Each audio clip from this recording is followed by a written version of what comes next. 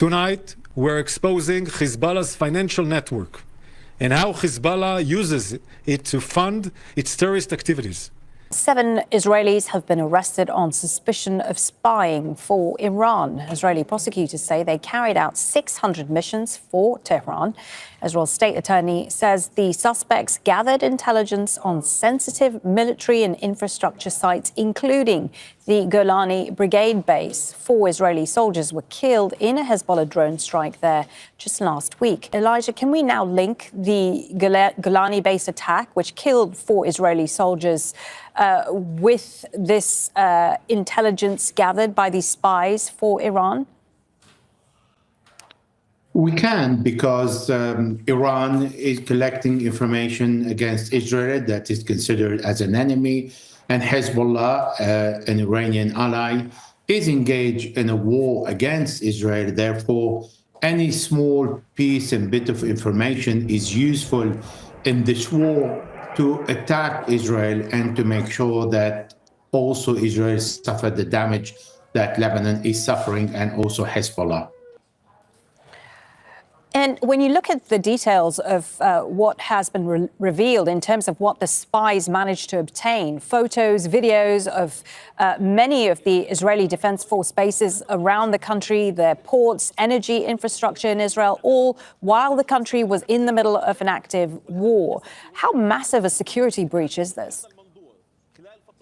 It's a massive breach because it shows the depth of Iranian intelligence infiltration into Israel, because we're talking about 2 years of espionage period, over 600 missions, pointing out to the counterintelligence gaps in Israeli security, as an extensive operation likely involved significant surveillance of key military targets, taking pictures, collecting information from human resources, collecting information about Iron Dome and the Golan Brigade and other forces bases. So we understand that this scale of infiltration without detection for 2 years is a serious red flag for Israeli counterintelligence services, and it underscores a serious breach, raising question about how Iran has managed to maintain such a deep network of operative across different demographic groups in Israel for such a long time, going backward and forward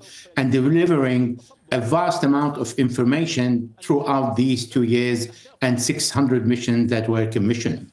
In recent years, the state of Lebanon has experienced a deep financial crisis, which was exploited by Hezbollah. Hezbollah's main financial arm is the Al-Qard Al-Hassan Association. It provides financial services to Lebanese civilians and pays the salaries of Hezbollah's operatives.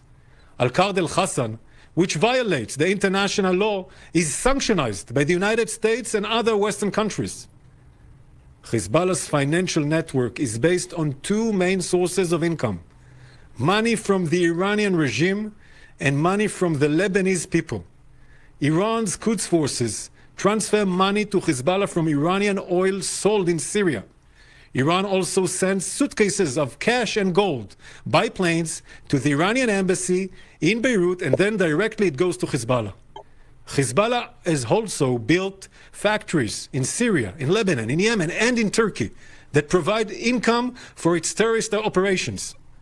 Hezbollah Unit 4400 manages this financial network. It was run by Jafar Ksir, also known as Sheikh Salah, until he was eliminated in a precise strike in Beirut at the beginning of October. Today, in another precise strike in Syria, we have eliminated his successor. The IDF will not allow Hezbollah to regroup and rearm. Not only is this Iranian money used to kill Israelis, it also threatens the Lebanese economy.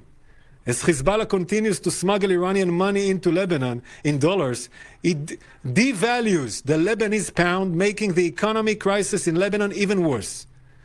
Another source of income for Hezbollah is the citizens of Lebanon. Hezbollah makes money for Lebanese citizens by offering them financial services through the Al-Qard Al-Hassan Association. Last night, we called on Lebanese civilians to move out of harm's way from Hezbollah's financial facilities across Lebanon, including in the Darqia area. We published these warnings in Arabic, on social media, and also through other channels.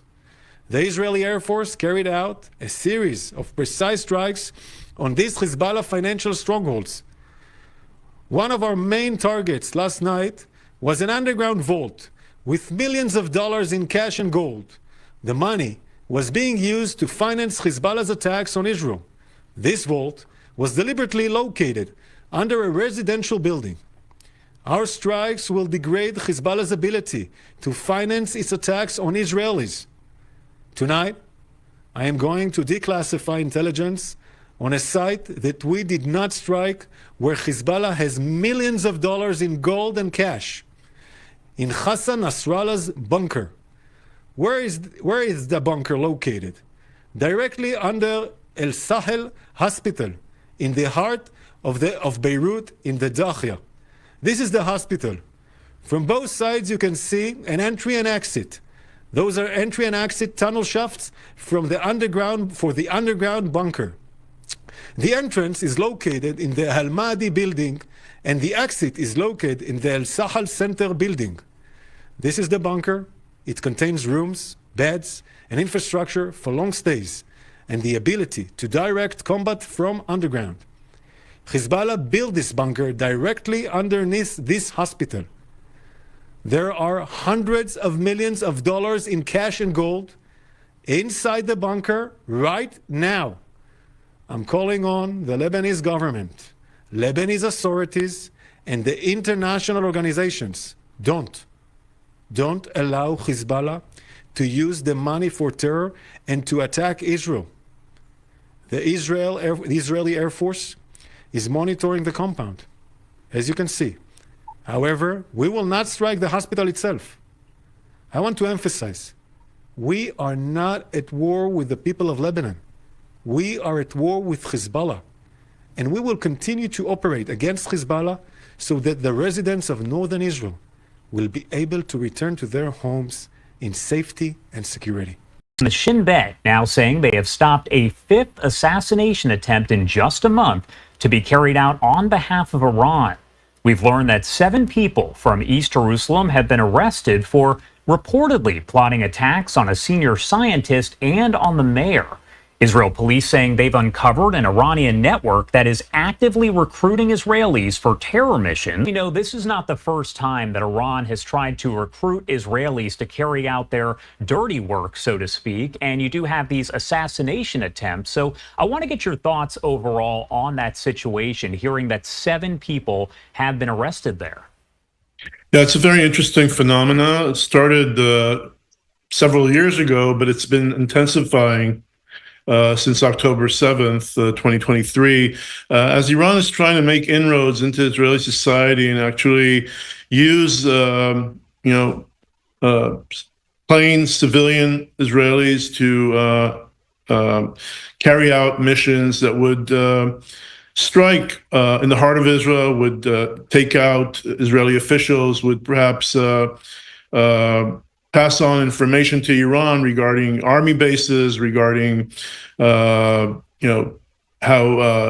sensitive infrastructure inside Israel. And I think it shows a kind of a desperate attempt by Iran to make gains inside Israel in order to embarrass Israel. I don't think that they actually are trying to, it's not a game changer in any sense, but it's certainly used by Tehran as an additional tactic in order to expose the vulnerabilities of Israel.